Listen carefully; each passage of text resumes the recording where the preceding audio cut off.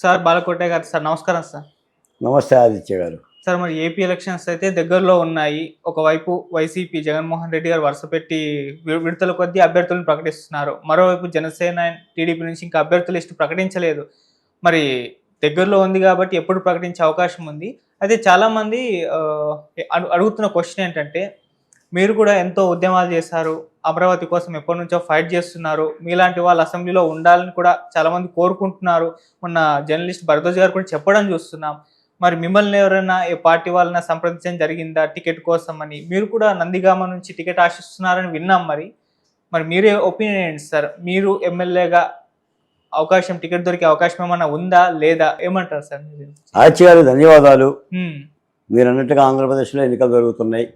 అధికార పార్టీ సిద్ధమైంది. ప్రతిపక్ష పార్టీలు కూడా సిద్ధంగా ఉన్నాయి. కొట్లాట కూడా స్టార్ట్ అయిపోయింది. ఆయన సిద్ధం అంటూ ఆయన సభలు పెడుతున్నారు. రా కదిలిరా అని చెప్పి చంద్రబాబు నాయుడు గారు సభలు పెడుతున్నారు. అంతా హోరాహోరీ జరుగుతుంది. 4 రోజులు జరిగితే మీకు పెద్ద ఎత్తున పని వస్తుంది.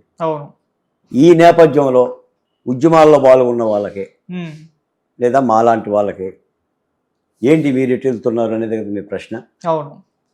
ఇప్పుడు మీరు గుమగుమలాడే వంటకాలన్నీ తయారు చేస్తారు సార్. మీరు కొత్తిమీర వేస్తారు, అల్లం వేస్తారు, నూనె పోస్తారు, కారం వేస్తారు, అన్నీ వేస్తారు. పొగలు గమ్ముతూ ఉంటుంటుంది. కానీ ఒకటి వెయ్యకపోతే ఆ గుమగుమలాడే వంటకం రుచించదు.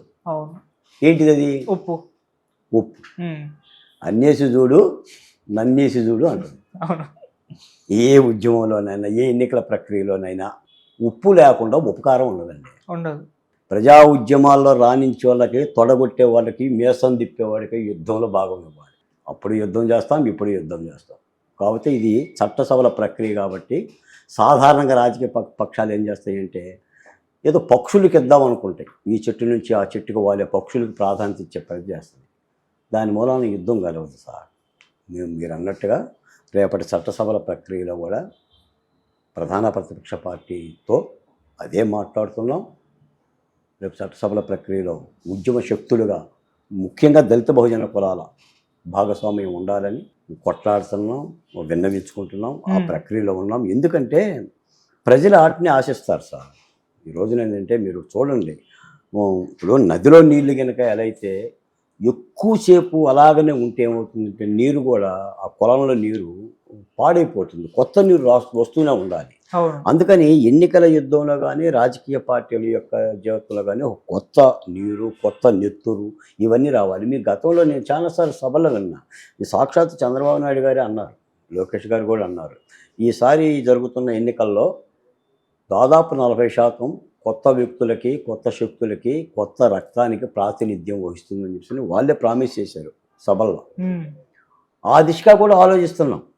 మాలాంటి వాళ్ళం కూడా ఏంటంటే పెద్దవాళ్ళు చెప్పిన మాటనే అలా తీసుకుంటే మంచిదని చెప్పేసి అనుకుంటున్నాం. జగన్మోహన్ రెడ్డి గారు కూడా ఆ పని చేస్తున్నారు. మీరు అక్కడ కూడా చూడండి. ఇప్పుడు ఆయన సర్వే రిపోర్టులు దగ్గర పెట్టుకున్నాడు. పలానా ఆదిత్య ఈ అసెంబ్లీ స్థానంలో గెలవడు అని అనుకున్నప్పుడు వెంటనే ఆదిత్యాన్ని పిలిచేసి పక్కన పెట్టేసేసి ఇంకా సంపత్ కుమార్ గారిని పెట్టేసేసి ఆయనకి ఇస్తున్నాడు. నీకు చెప్తున్నాడు. ఇప్పుడు అక్కడ కులము, అక్కడున్న ప్రాంతము, ఆ స్థితులను బట్టేసేసి అంటే మార్పు చేసుకుంటున్నారు. మరి మార్పు చేసుకోకపోతే మరి ఓడిపోయిన వాళ్ళందరికీ బ్యాటింగ్ ఇచ్చి పంపిస్తే మరి డక్అవుట్లే కదా. అందుకని చెప్పి ప్రతిపక్ష పార్టీలు కూడా మార్పు చేసుకోవాలని చెప్పేసి అని ప్రజలు కోరుతున్నారు. మీలాంటి వాళ్ళు అడుగుతారు. మొన్న మా భరద్వాజ్ గారు లాంటి వాళ్ళు కూడా చాలా వీడియోల్లో కూడా ఇదే చెప్తారు. అసలు అక్షరం మొక్క తెలిసిన ప్రతి వాళ్ళు కూడా ఇదే చెప్తారండి. ఎన్నికల యుద్ధంలో కొత్త శక్తులు ప్రాధాన్యత ఇవ్వండి. ప్రజల తరపున మాట్లాడే గలాలకి, స్వరాలకి కాస్త విలువనిస్తే రాజకీయ పక్షాలు కూడా వాళ్ళ దగ్గర ఏమైనా మరకలున్నా కూడా ఆ మరకలు కల్పించవు అనే చెప్తారు ఎవరైనా. ఇది నేను చెప్పటమే కాదు, తెలంగాణ పోరాటమైనా ఆంధ్రప్రదేశ్లో పోరాటాలైనా కూడా ప్రజల భాగస్వామ్యం కలిగిన నాయకులకి ఇవ్వాలి. గతంలో ఉండేవాళ్ళు అలా.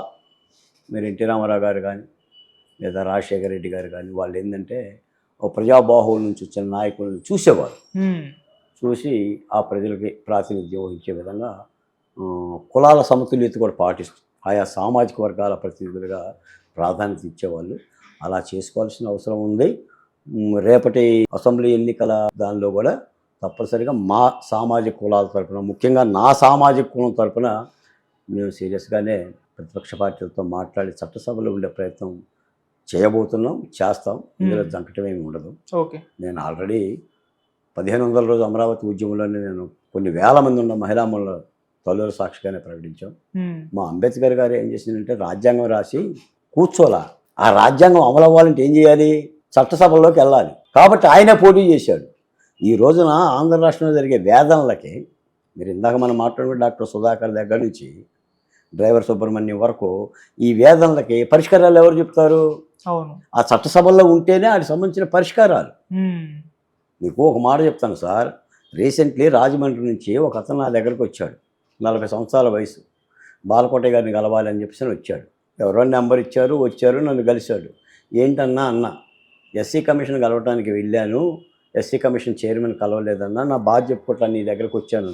ఏంటన్నా అన్న, నా భార్య పొలంలో పనిచేస్తుంటే 2 వ్యక్తులు అత్యాచారం చేసి పొలంలోనే బావిలో పడేశారన్నా, పైన మూతేశారు. నేను అమ్మాయి కనిపించడం లేదని చెప్పేసి పోలీస్ స్టేషన్లో కంప్లైంట్ పెట్టుకున్నా. 3 రోజుల తర్వాత బావి దగ్గర అమ్మాయి శవం స్మెల్ వస్తుంటే పని వాళ్ళందరూ కూడా చూశారు. చెప్తే వెళ్ళి శవాన్ని తెచ్చుకున్నా. పోలీస్ స్టేషన్లో కేసు పెట్టా. 20 రోజులు తిప్పుకున్నాక కేసు కట్టారు. ఆ కుండ మంత్రి అడ్డం పడ్డాడు. ఒకరిని అరెస్ట్ చేశారు, ఒకరిని వదిలేశారు. వాడు కూడా 10 రోజుల్లో బెయిల్ వచ్చాడు. ఈ కేసు కట్టడం కారణంగా వాళ్ళు అగ్రవర్ణాలు అవ్వటం కారణంగా ఎస్సీ ఎస్టీ అట్రాసిటీ యాక్ట్ కింద నాకు 8 లక్షల రూపాయలు శాంక్షన్ అయిందన్నా. ఇప్పటివరకు రూపాయి బెల్ల ఇవ్వలేదు. డిఎస్పీ ఛార్జ్ షీట్ పెడితేనే ఈ డబ్బులు వస్తాయంట. ఆయన పెట్టడం లేదు. నువ్వేమైనా పెట్టించగలవన్నా అని నన్ను అడిగాడు. ఓకే. నేనేం చేయాలి? పోలీస్ స్టేషన్ దగ్గరికి వెళ్ళి ధర్నా చేస్తే పెడతాడా? ఏం చేయాలి? అది జరగాలంటే ఎక్కడ ఉండాలి? నేను మీరే ఉండాలి అక్కడ. చట్టసభల ప్రక్రియలో ఉండాలి. అవును. ఒక ఎమ్మెల్యే గానో ఒక ఎమ్మెల్సీ గానో చట్టసభల ప్రక్రియలో భాగస్వామ్యం కలిగితేనే కార్యనిర్వాహక వర్గం మాట ఉంటుంది. కార్యనిర్వాహక వ్యవస్థ ఎక్కడ ఉంటుంది? రాజకీయ వ్యవస్థ కింద ఉంటుంది. నిజాయితీగా అయితే అసలు అక్కర్లేదు, ఆయన చేయొచ్చు. డిఎస్పీ గారు చేస్తాడు ఆ పని. ఆయన ఛార్జ్షీట్ పెడితే డబ్బులు వస్తాయి అతనికి. అంటే భార్యను కోల్పోయి, అంటే చంపబడ్డ డబ్బుల కోసం కూడా చచ్చేలా తిరుగుతున్నాడు. అది క్రింది కులాల పరిస్థితి. కాబట్టే మేము అడుగుతున్నాం. మేము చట్టసభల ప్రక్రియలో పోదామంటే మేము ఏదో లెక్కేసుకోవడానికి బోట్లలా, వెనకేసుకోవడానికి అసలు బోట్లలా. ఆ సామాజిక వర్గాన్ని మేలు చేయటం కోసమని మేము మాట్లాడుతున్నాం. దీనిని ఎంతవరకు స్వీకరిస్తారో పెద్దలు కానీ, నా శ్రేయోభిలాషులు కానీ, నా కోసం కష్టపడే వాళ్ళు కానీ, ఇదే తపన మాకు ఉదయం నుంచి లేచిన దగ్గర నుంచి. లేకపోతే ఈ మరణాలకి ఏదో ఒక పరిష్కారం చూపించాలి, న్యాయం చేయగలగాలి. దాంతో చేస్తున్నాం. తప్పనిసరిగా అన్నీ సక్రమంగా జరుగుతాయని కూడా ఆశిస్తున్నాం. Okay sir. ఒకవేళ మీకు వైసీపీ నుంచి టికెట్ వస్తే మీరు వెళ్తారా సార్? వైసీపీ నుంచి చేతంటే ఇప్పుడు ఈ చేతులు అయితే ఆ గీత లేదండి. 4.5 సంవత్సరాలుగా ముఖ్యమంత్రి జగన్మోహన్ రెడ్డి గారి గజ్జల్లోనే ఉనికి పుట్టించడం. నాకు వైసీపీ నుంచి ఆహ్వానం ఎందుకు వస్తుంది? వాళ్ళు మాత్రం ఎందుకు ఇస్తారు? వాళ్ళు ఇస్తే మాత్రం నేను ఎందుకు తీసుకుంటాను? నేను తప్పనిసరిగా ప్రతిపక్ష పార్టీలతో కలిసే ఉద్యమం చేయాలనుకుంటున్నాను. ఇంకో మాట కూడా చెప్తా ఆదిత్య గారు, అసలు ప్రతిపక్ష పార్టీలను ఏకవాక్య తీర్మానం మీద ఐక్యంగా పోరాడాలని చెప్పే ఉద్యమకారుల్లో నేను మొదటవాడిని. ఒక జనసేన తెలుగుదేశం పార్టీ కలిస్తేనే ప్రతిపక్ష పార్టీలు కాదు. ఇంకా ఆంధ్రప్రదేశ్లో సిపిఐ ఉంది, సిపిఎం ఉంది, కాంగ్రెస్ పార్టీ ఉంది, భారతీయ జనతా పార్టీ ఉంది. ఎందుకంటే అది ధర్మయుద్ధం అని మనం అనుకుంటున్నప్పుడు ఇక్కడ రాజకీయాల ప్రస్తావన ఉండకూడదు.